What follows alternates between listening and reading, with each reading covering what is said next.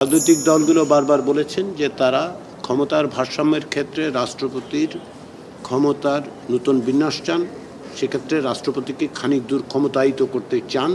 কমিশনও সেটা মনে করে এবং তারই আলোকে প্রাথমিক পর্যায়ের আলোচনায় যে সমস্ত মতামত এসেছে তারই ভিত্তিতে আমরা একটা প্রস্তাব তৈরি করছি এবং সেটি আমরা আগামীকাল আলোচনার জন্য উপস্থাপন করব। এর বাইরে যেটা আমি আজকে সকালে বলেছি সেটা হচ্ছে যে যদিও আমরা নির্ধারিত বিষয় নিয়ে একটা আলোচ্যসূচি তৈরি করে আলোচনাটা শুরু করি, কিন্তু সময়ের স্বল্পতার বিবেচনায় আমরা কেবলমাত্র ওইগুলোতেই সীমিত থাকছি না। আজকে আপনারা লক্ষ্য করেছেন যে প্রায় 8টার পর পর্যন্ত আলোচনা হয়েছে।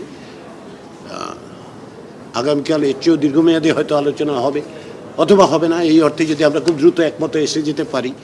কিন্তু আলোচনার অগ্রগতির জন্য রাজনৈতিক দলগুলো সময় দিচ্ছেন, কমিশন তো অবশ্যই সময় দিচ্ছে, কমিশনের সদস্য এবং কর্মচারীরা। তো আমরা আগামী দিনেও এই আলোচনাটা অব্যাহত রাখব এবং দীর্ঘ সময় ধরে আলোচনা চলবে। আজকে সকালে আমি যেটা অবহিত করেছি সেটা হচ্ছে যে জাতীয় সনদের একটি খসড়া আমরা রাজনৈতিক দলগুলোর কাছে আগামীকাল সকালের মধ্যে পৌঁছতে চেষ্টা করব এবং আমরা আশা করছি যেটা সম্ভব হবে। এই খসড়াটিতে প্রধানত যা থাকবে তা হচ্ছে জাতীয় সনদ তৈরির পটভূমিকা এবং প্রক্রিয়া যার মধ্যে দিয়ে এই ঐকমত্যগুলো প্রতিষ্ঠিত হচ্ছে।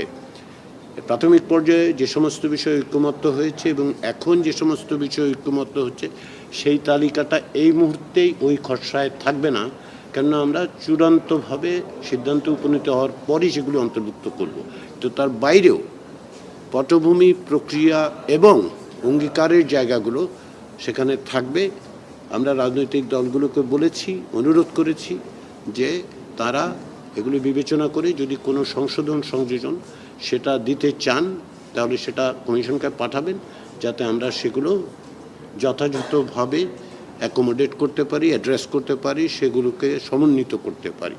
সেই কাজটা আমরা আগামী 2-3 দিনের মধ্যে করতে চাই। এই কারণে আলোচনার এই প্রক্রিয়া 31শে জুলাই আমরা সম্পাদন করতে চাই। এ বিষয়ে আমরা আন্তরিক, রাজনৈতিক দলগুলো আন্তরিক, আমরা সেই প্রচেষ্টা অব্যাহত রাখছি এবং আমরা আশা করছি যে গত কয়েকদিনের যে ধরনের অগ্রগতি হয়েছে তা যদি অব্যাহত থাকে তাহলে আমরা অবশ্যই 31শে জুলাইয়ের মধ্যে এই আলোচনা সমাপ্ত করে একটা পরিপূর্ণ সনদ তৈরি করে অগাস্টের প্রথম সপ্তাহে তা স্বাক্ষর করার ব্যবস্থা করতে পারব। এই প্রসঙ্গে আমি আবারও বলি, যেটা আমি বলেছি আগেও, আমরা বিশেষভাবে কমিশনের পক্ষ থেকে গণমাধ্যমগুলোর কাছে কৃতজ্ঞ।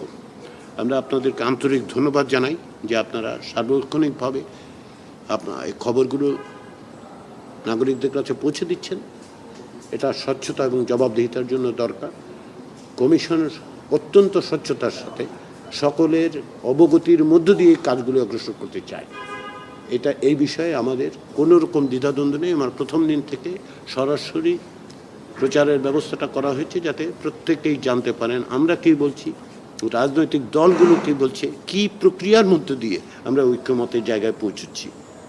এটা জনগণের জানার অধিকার আছে, সেই অধিকারকে আমরা সম্মান করি এবং আমরা বিশ্বাস করি যে এই স্বচ্ছতা জাতীয় সনদকে শক্তিশালী করবে, ভবিষ্যতে তার বাস্তবায়নের পথকে সুদৃঢ় করবে। সবাইকে ধন্যবাদ।